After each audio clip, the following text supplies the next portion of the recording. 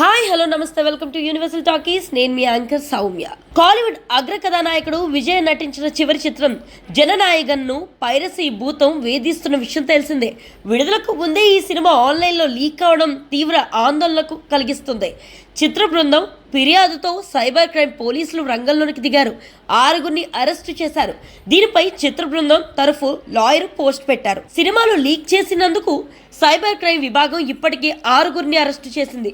Social మీడియాలో వేదికగా leak అయిన సీన్లను ఏ రూపంలోనైనా డౌన్లోడ్ చేసినా షేర్ చేసిన వారిపై కూడా చర్యలు తీసుకుంటుంది. ఫార్వర్డ్ చేసిన వ్యక్తులను కూడా గుర్తించి తక్షణమే కఠిన చర్యలు తీసుకుంటామని నోటీసులు విడుదల చేశారు. కొన్ని డిజిటల్ పరికరాలను కూడా పోలీసులు స్వాధీనం చేసుకున్నారు. విజయ్ చివరి చిత్రం కావడంతో దీనిపై భారీ అంచనాలు నెలకొన్నాయి. సెన్సార్ సర్టిఫికేట్ ప్రక్రియలో జాప్యం కారణంగా విడుదలపై క్లారిటీ రావడం లేదు. ఈ తరుణంలో సినిమా లీక్ కావడంపై మూవీ టీంతో పాటు ఇండస్ట్రీ మొత్తం ఆందోళన వ్యక్తం చేస్తుంది. చిరంజీవి, కమల్ హాసన్, రజనీకాంత్ వంటి అగ్రతారులు విజయ్కు మద్దతుగా నిలిచారు.